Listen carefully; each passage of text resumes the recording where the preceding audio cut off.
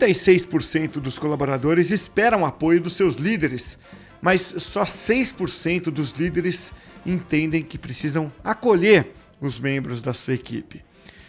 Esse é só um aspecto dos problemas de saúde mental que acontece dentro do ambiente de trabalho. É isso que mostra uma pesquisa feita pela Robert Half em parceria com a The School of Life. Meu nome é Cássio Politi e é disso que nós vamos tratar hoje aqui no podcast Robert Half Talks. No Robert Half Talks, você está convidado a participar de discussões relevantes para se preparar para o futuro do trabalho e se adaptar a um mundo em transformação. Um podcast da Robert Half, a maior especialista de soluções em talentos. E para a conversa de hoje sobre um assunto tão importante, nós temos aqui 3 pessoas para participar comigo desse podcast. Vou começar pela nossa primeira convidada do dia, a Diana Gabani, que é CEO da School of Life, organização global que se dedica a desenvolver inteligência emocional. Diana, muito prazer ter você aqui. Obrigado por aceitar o convite. Obrigada a vocês por abrirem espaço para a gente falar de um assunto tão importante que é a inteligência emocional e saúde mental nas empresas. A gente acabou de divulgar a pesquisa que a gente faz em parceria com a Robert Half e traz os indicadores de como está a inteligência emocional e a saúde mental entre líderes e liderados. E a gente teve alguns números assim bastante impactantes nessa pesquisa. Não é, Maria? É isso aí. É isso aí. A gente vai falar desse assunto, exatamente o tópico de hoje. Já que você já apontou para a Maria, deixa eu chamar também a Maria Sartori aqui, nossa diretora associada da Roberts Half. Maria, muito bom ter você de volta aqui ao podcast. Oi, Cássio e Diana, é um prazer estar aqui com vocês, principalmente como a Diana comentou, para a gente falar a respeito dessa pesquisa, que para a gente é tão importante, ela conseguiu tangibilizar em números a questão da saúde mental aí dentro das empresas hoje e com a participação de uma pessoa tão bem preparada como o Guilherme para nos ajudar nessa interpretação. É isso aí, o Guilherme Spadini dos Santos, que é psiquiatra, psicoterapeuta, atua bem próximo da School of Life. Guilherme, a gente tem sempre esse aspecto técnico para debater quando a gente fala de saúde mental, por isso que é muito bom ter você aqui. Obrigado por aceitar o convite para participar conosco hoje. Imagina, Cássio, um grande prazer. Olá, oi, Di, oi, Maria. Para mim é muito legal, estou sempre acompanhando essas pesquisas, não é a primeira que a gente faz, né, com a da School of Life, com a Robert Half, para ver como é que está esse perfil, o que está acontecendo, o que as pessoas estão pensando e sentindo aí nas empresas e como eu trabalho com saúde mental, para mim é um tema muito legal. É isso aí. A gente está falando aqui da pesquisa Inteligência Emocional e Saúde Mental no Ambiente de Trabalho. Na descrição aqui do podcast tem o link para download dessa pesquisa. E olha, eu vou procurar não atrapalhar o papo entre vocês aqui, tá? Vou deixar vocês conversando, que vocês conhecem profundamente a pesquisa e conseguem debater com profundidade também os aspectos que derivam dessa pesquisa, né? Mas eu queria começar aqui levantando a bola para vocês, falarem um pouco da questão da autoconsciência, da percepção do outro, que é um capítulo interessante de abertura da pesquisa, né? Que falam de habilidades comportamentais que mais faltam ao líder. Então a pergunta foi essa, né? O que falta de habilidade comportamental no seu líder, né? Apoio vem em primeiro lugar, comunicação em segundo. E aí eu queria ouvir vocês. O que vocês destacariam desse ponto aí da pesquisa, desses temas ligados às habilidades comportamentais do líder e do próprio colaborador? Eu acho, Cássio, que o que mais chamou atenção nessa abertura da pesquisa foi a discrepância entre o que os liderados querem dos líderes, né? 36% dos liderados pedem mais apoio, acolhimento, segurança psicológica do líder, mas apenas 6% dos líderes colocaram isso como uma habilidade que eles acham que eles precisam desenvolver. Então, está faltando um autoconhecimento, uma autoconsciência para a liderança. E o Guilherme Spadini já explicou muito para a gente que o autoconhecimento aqui é o alongamento da inteligência emocional. Então, a gente vê por aí que falta um longo caminho para a liderança. E eu tenho visto, acho que a Maria pode complementar, mas eu tenho calls em reuniões, a gente faz workshops diários em empresas, e eu continuo vendo isso, assim, dos liderados querendo esse apoio, esse acolhimento da liderança, mas uma resistência da liderança em prover esse apoio. Talvez por inúmeras razões, a gente sabe que o dia a dia de uma empresa é uma loucura. Eu sei que se eu virar para o CEO, que tem 1000 demandas, contas a pagar, projetos novos a desenvolver, e falar que ele precisa dar mais apoio, conversar, ter uma escuta ativa com a equipe, ele vai falar que eu estou louca. Mas, no mundo de hoje, né, Maria, a gente precisa desse acolhimento.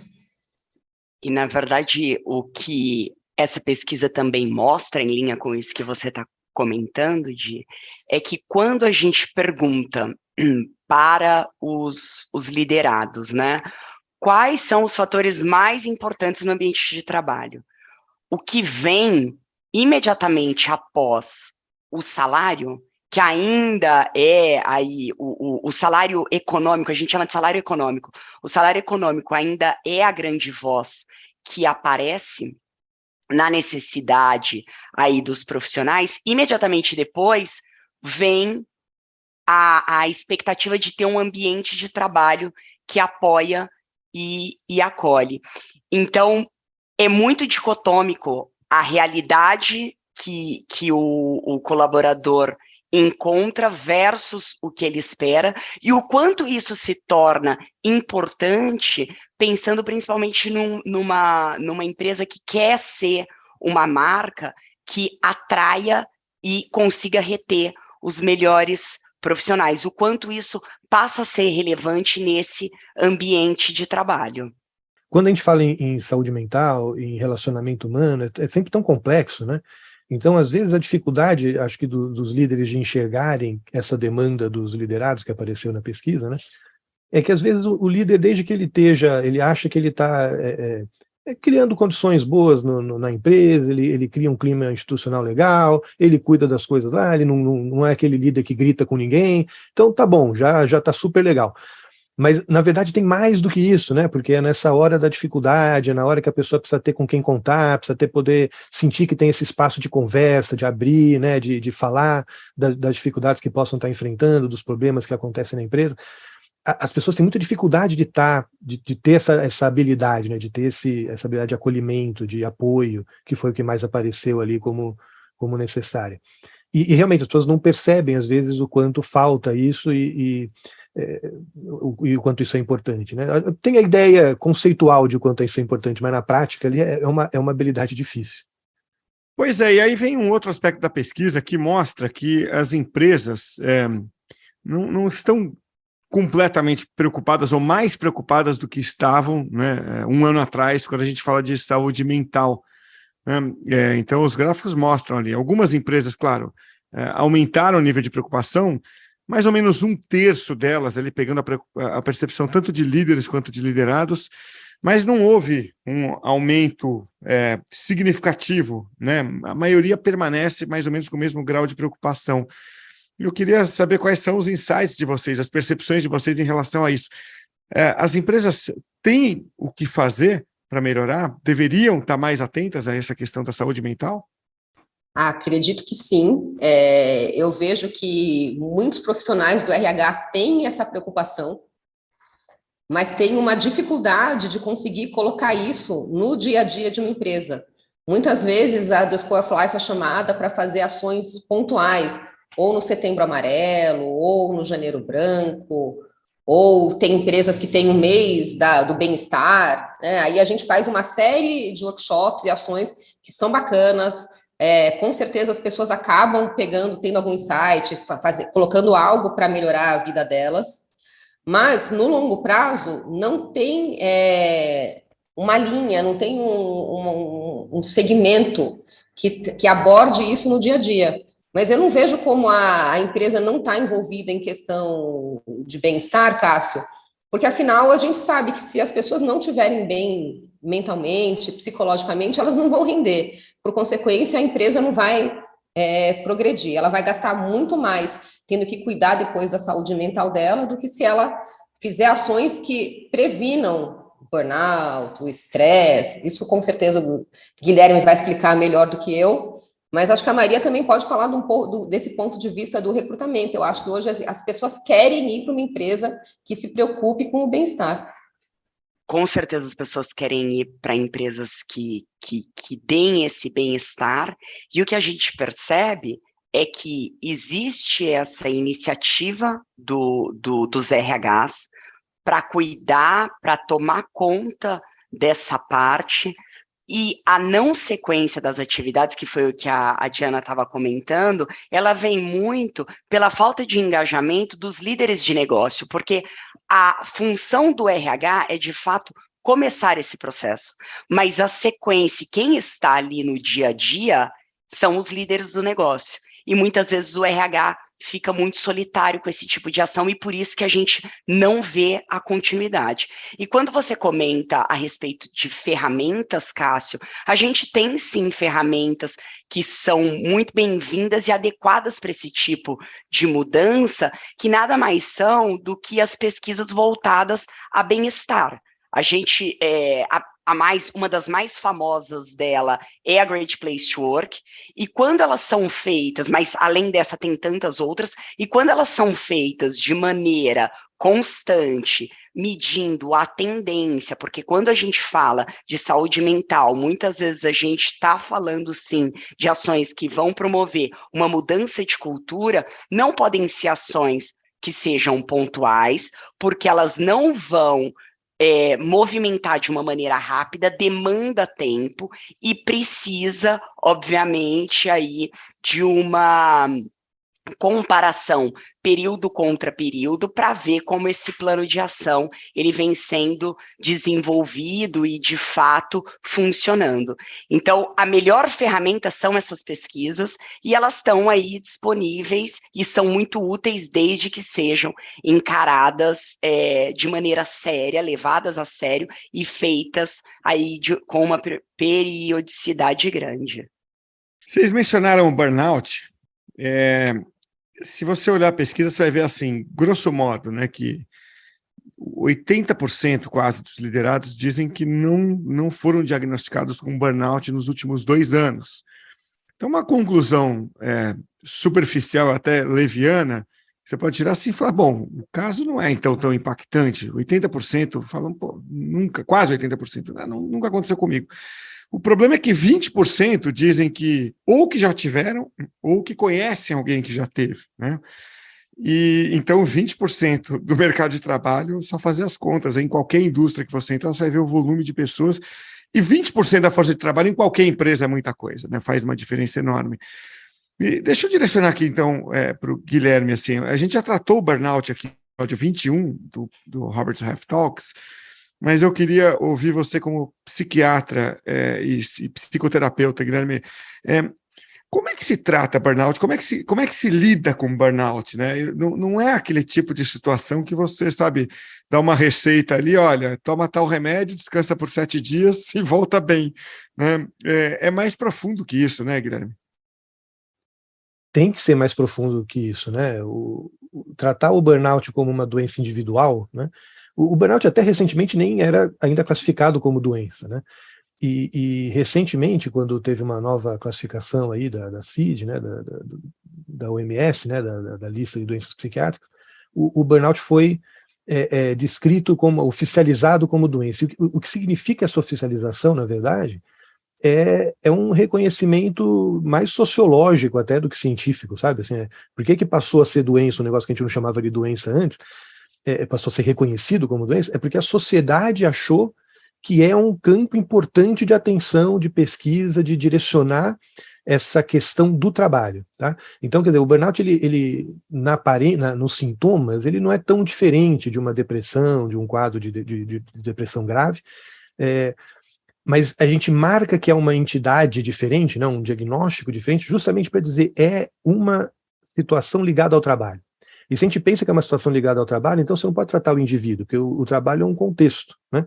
Então, quer dizer, eu gosto de dizer que o burnout é uma doença da instituição, não do indivíduo que adoece, né? Claro, o indivíduo é um ponto onde essa coisa aconteceu ali, convergiu, né? Mas o burnout, ele sempre representa alguma coisa que está acontecendo no ambiente de trabalho, nas condições de trabalho, nas relações interpessoais. Então, é por isso que não dá para pensar em medicar alguém. Você medica e a pessoa melhora, né? Medica, dá uma licença, depois a pessoa está bem. Mas eu sempre brinco com essa ideia assim, mas você quer mesmo isso? Você quer só tomar um remédio e continuar um trabalho miserável, né, que está te fazendo mal? E não é isso, né? Essa não é a solução. A solução realmente é o ambiente melhorar, a pessoa, né, a empresa ter uma atenção a partir de dados. Se você está tendo casos de burnout, tem que ter uma atenção mais de longo prazo, duradoura, né, e de como mudar o clima institucional, de como mudar as relações interpessoais para que isso não aconteça. Relações interpessoais, eu acho que esse é um aspecto importante que queria ouvir de vocês, né? Porque é claro que a gente não vai simplificar aqui a ponto de dizer que todas essas causas são provocadas pelo chefe, mas o chefe é um elemento importante na vida das pessoas, né? E aí quando você vê lá, assim, na pesquisa que você já deixou de produzir por estar emocionalmente abalado?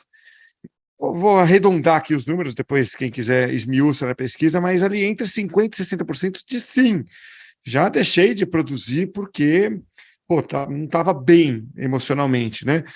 E soma-se a isso o fato de que mais ou menos 60%, até em alguns perfis um pouco mais, né, de 60%, dizem, olha, eu já tive aquele chefe que me asfixia, né? Aquele chefe que é um desafio lidar com ele, ou por ser manipulador, ou por ser instável no seu emocional, ou porque tem certa agressividade. Como se lida com isso? Quanto isso impacta as empresas, né? E como lidar com essa relação humana que é sempre tão difícil?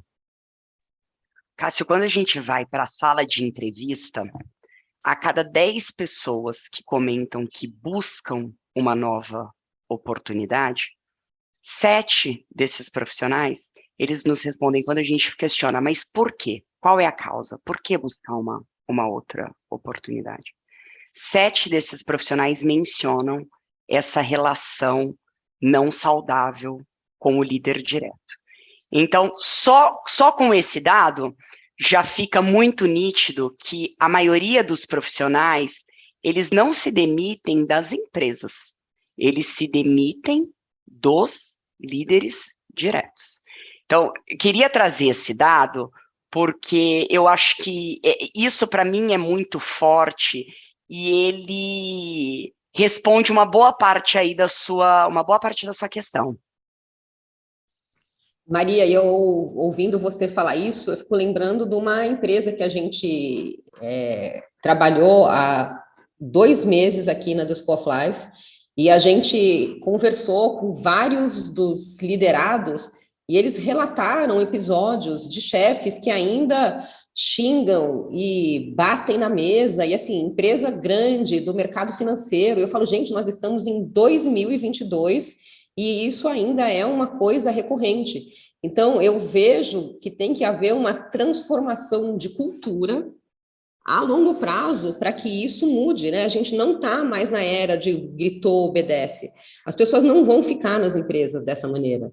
Eu acho que a gente não quer mais falar de pandemia, mas a pandemia deu, de uma certa maneira, uma liberdade das pessoas escolherem sair para outros tipos de trabalho. Tem gente que está querendo ficar no home office para não ter que olhar para a cara do chefe. Assim, eu ouço esses relatos diários nas conversas com as empresas. Guilherme, como é que é? Eu queria saber como é que fica a pessoa que recebe, né, esse grito, que está na frente do chefe, que bate na mesa. O que acontece, né, com a estabilidade mental dela? Então, é interessante isso, porque tem muitas pesquisas, né, comprovando cientificamente, em pesquisa de psicologia social, que a bronca é contraproducente, né? A agressividade sempre do líder para o liderado sempre resulta em pior resultado. É um problema que até o Daniel Kahneman, no livro Pensar Rápido e Devagar, né, o famoso livro dele de teoria da decisão, né, É interessante, ele conta a história, né, de que as pessoas não têm essa impressão, elas acham sempre que a bronca resolve. Porque, em geral, você acaba dando bronca quando a pessoa teve um comportamento, teve um desempenho muito inferior ao da média dela. Então, a tendência é que quando você acaba brigando, a pessoa, na sequência, ela melhora o desempenho, estatisticamente. Porque você deu a bronca quando ela teve um desempenho que foi muito abaixo do normal, né? Então, ela volta ao normal. Mas tirando esse efeito de confusão, né, tem testes bem sistemáticos mostrando quanto comparando a bronca com um acolhimento, orientação, feedback maduro, razoável, né, que a bronca é muito pior, né, que atrapalha o desempenho do profissional. Isso é bem estabelecido, mas as pessoas ainda reagem mal a isso. E a gente discute muito isso na School of Life, né, que as pessoas reagem mal a isso porque existe um comportamento aprendido ao longo da história da humanidade, né? A gente lembra de grandes figuras, né? Você pensa num Napoleão, né? Um cara famoso, que era famoso por ser muito nervoso, muito bravo, mas também resolvia as coisas, né? A gente tem aquela ideia meio do chefe do escritório dos anos 40, 50, ali, que é aquele cara nervoso, que quando todo mundo trabalha com medo dele, e a gente meio que acredita que isso funciona, porque isso funcionou durante boa parte da história da humanidade, quando o trabalho era muito mais braçal, era uma coisa que isso não tinha um impacto tão grande. Hoje em dia, né, o mundo mudou muito, a nossa psicologia muda mais devagar, né? Então o mundo mudou, hoje a gente precisa que a pessoa esteja calma, fazendo um trabalho altamente sensível, né, intelectual, um trabalho muito mais complexo, porque o resto o robozinho faz, né? Assim, o que você precisa de um bom profissional hoje são habilidades criativas, né? E isso a raiva, né, corta totalmente. Então esse tipo de relacionamento negativo com o chefe realmente só atrapalha, faz mal, as pessoas sofrem, vão ter burnout e vão procurar outro emprego. E, Guilherme, ainda nessa linha, eu queria ouvir você, mas queria ouvir também a Diana e a Maria, nesse aspecto, né, da falta de diálogo, né? Eu acho que você foi muito feliz aí ao colocar essa imagem dessa persona que a gente aprendeu a ter como referência de liderança, né, que é o famoso porrada na mesa, né? E depois, quando um pouquinho de experiência liderando, você vê que você faz isso uma, duas vezes, vê que não funciona, e você falou, opa, não é por aí, né? E pessoas que nunca nem chegaram a fazer isso, né? E agora, o ponto é o diálogo, né? Assim, acho que até a pesquisa em algum momento ali fala, né, da importância de dialogar, né? Por que é tão difícil para os líderes ir pelo caminho mais do diálogo do que na porrada na mesa, assim? Por que tem essa barreira para muita gente de, putz, deu errado, em vez de eu dar um esculacho, eu vou chamar aqui, bater um papo e tal, porque as pessoas vão até gostar mais de você, vão se sentir mais influenciadas por você. As pessoas esquecem o que você falou, o que você fez, mas elas nunca esquecem como você fez elas se sentirem, né? Então, por que falta tanto o diálogo para os líderes? Diálogo falta no mundo, assim, né? Então eu sempre brinco que eu podia substituir 90% do meu trabalho por um gravador que falasse assim, você já conversou com ela sobre isso? Você já falou com ele, né, com ele a respeito desse problema? Porque isso é o que eu faço o dia inteiro no meu trabalho como psiquiatra, como terapeuta. Mas vocês já conversaram? Mas você já tentou falar? Mas você falou que foi assim que você se sentiu? As pessoas não falam, isso é muito difícil, né? E isso é difícil, eu diria assim, tem vários motivos, mas a base de tudo é o autoconhecimento. A Diana falou no começo da minha brincadeira do autoconhecimento, é tipo o alongamento da saúde mental, né? Eu brinco assim porque o autoconhecimento ele é essa coisa que você faz meio em preparação para desenvolver boas habilidades emocionais, né? É o primeiro passo, é aquilo que você faz para se aquecer, para começar a andar nesse caminho sem se machucar, sabe? Então, o autoconhecimento é o que permite que você possa comunicar melhor, conversar melhor, estar nessa posição de tranquilidade, né, de aceitar e de ter acolhimento e tal. A dificuldade, quando eu chamo isso de autoconhecimento, é porque que o problema é o autoconhecimento, é porque você tem muitas emoções envolvidas em todas essas interações, tá?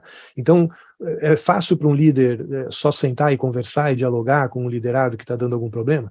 É fácil se ele não estiver tendo problema com a filha dele, se ele não estiver tendo problema com o marido, né, enfim, como as coisas pegam na gente e a gente tem reações emocionais, às vezes é difícil.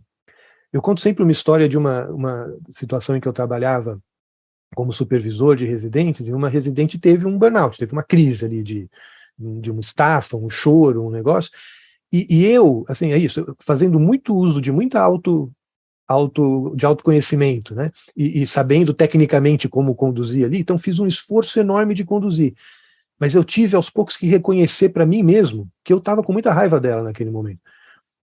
Eu sentia, eu falava, pô, mas eu sou um cara tão legal aqui, eu faço o serviço funcionar tão bem, aqui eu ajudo todo mundo, a gente não tem muita cobrança, como é que a pessoa me tem assim, parece quase que uma ofensa a pessoa ter um burnout ali, né? Tem uma situação, é como se estivesse dando um feedback ruim sobre o seu trabalho. Então, você precisa poder superar esse tipo de emoção, esse tipo de sensação, sabe? Às vezes um funcionário que vem conversar com um problema, um líder que não está antenado com seus sentimentos, vai levar aquilo como, pô, tá falando mal aqui da minha empresa, ele não está satisfeito aqui com o ambiente que eu criei de trabalho, a pessoa fica ofendida.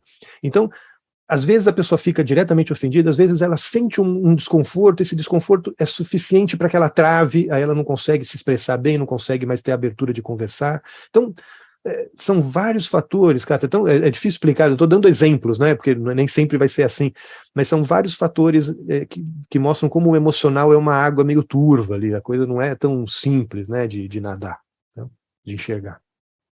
E o impacto dessa falta de diálogo no mercado de trabalho é muito forte, né, porque dentro dessa pesquisa, a gente fez a pergunta se o líder teve que demitir alguém por conta de um comportamento inadequado nos últimos 12 meses, e a resposta foi que 32% deles, sim, tive que demitir por um mau comportamento. E quando você vai perguntar para os liderados se ele já havia sido, em algum momento da carreira, demitido por comportamento, apenas 8% admitiu que sim, fui demitido por um mau comportamento.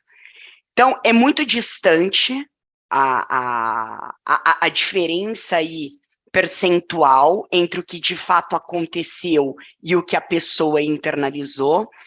E o mais triste é que essa faixa da população que foi demitida por um comportamento inadequado e não tem ideia disso, ela não tem nem como trabalhar nesses aspectos que podem ser trabalhados, afinal, a gente consegue desenvolver e trabalhar soft skill, mas ela simplesmente, por não saber que foi por um mau comportamento, ela carrega isso para frente na carreira, não se desenvolvendo nesse aspecto. Então, pensando no mercado como um todo, essa falta de diálogo, ela não causa só um problema naquela experiência, naquele momento da carreira do profissional, mas ela acaba fazendo com que ele continue com essa mesma dificuldade ao longo da carreira. Então, para mim, quando bati o olho nesse aspecto e a gente me debrucei com a Diana para conversar a respeito, isso ficou muito evidente para a gente, o quanto isso é carregado aí nas futuras oportunidades que esse profissional vai ter.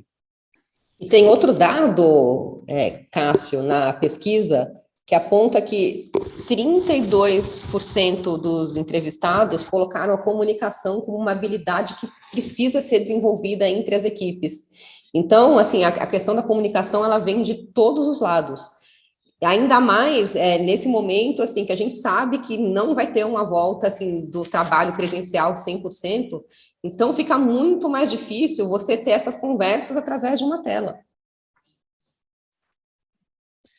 Você tocou num ponto, Diana, que eu queria até fechar o bate-papo com ele, né? Que é a questão do trabalho híbrido.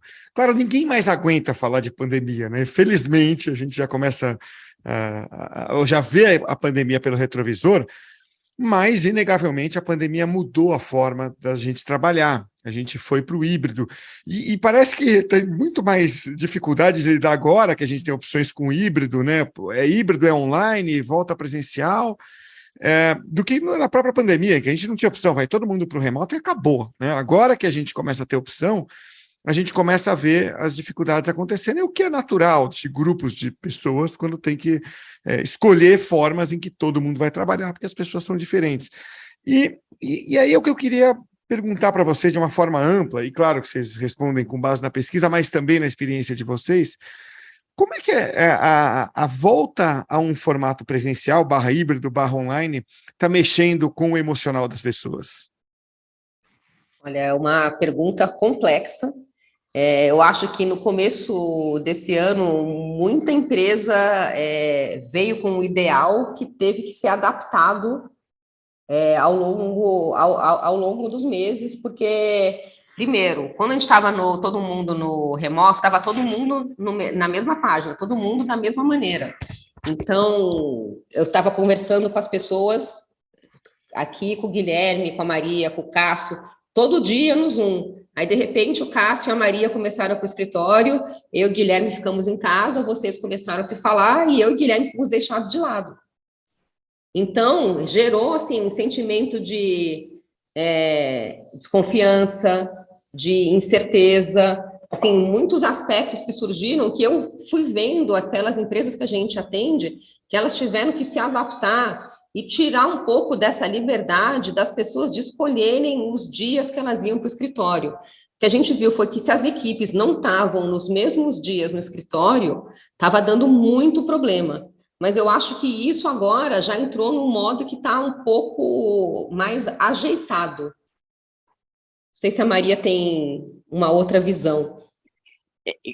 Concordo demais que hoje as coisas estão fluindo de uma melhor maneira, principalmente quando a gente fala no modelo híbrido, que é um modelo que as nossas pesquisas mostram, que é um modelo que os profissionais dão preferência, então, de 2 a 3 vezes no escritório, com a possibilidade de 2 a 3 vezes aí o remoto, mas, de qualquer maneira, a gente ainda vê, infelizmente, algumas empresas muito determinadas a não ir para o movimento híbrido ou /remoto.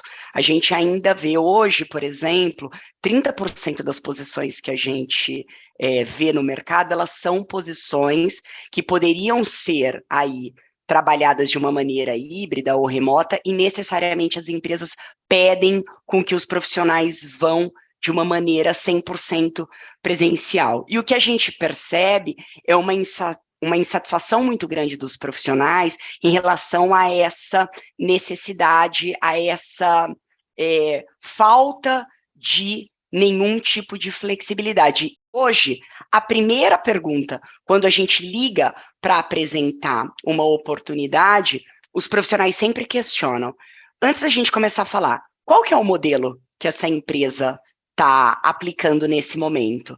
E muitos deles recusam de continuar a conversa se a gente fala, olha, infelizmente nesse momento não existe nenhum tipo de flexibilidade. Então, eu acho importante a gente falar a respeito disso, porque por mais que algumas empresas ainda estejam completamente fechadas ao remoto, ao híbrido, ao flexível, fica como ponto de atenção, já que estamos aí num momento onde a taxa de desemprego ela vem caindo de maneira acentuada, principalmente quando a gente fala a respeito dos profissionais que são qualificados. Existe uma guerra de talentos muito forte, e esses profissionais, os melhores profissionais, aqueles que são mais assediados, eles prezam, na sua maioria, por um ambiente onde ele tenha flexibilidade aí para poder escolher se quer trabalhar do trabalho ou se quer trabalhar no escritório ou remotamente.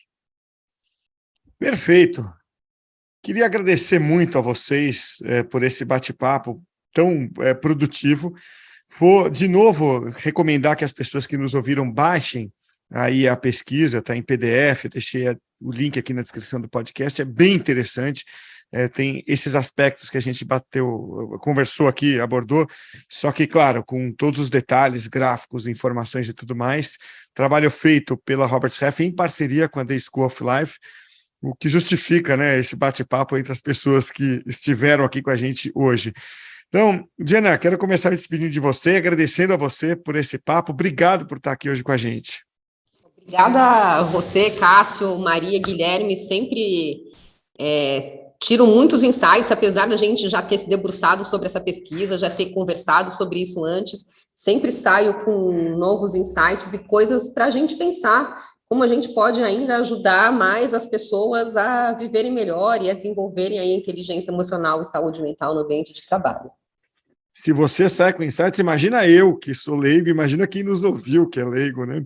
Quanto aprendeu aqui hoje. Guilherme, quero te agradecer muito também por bater esse papo hoje aqui com a gente. Obrigado, viu? Imagina, eu que agradeço, foi um enorme prazer. Obrigado a todos.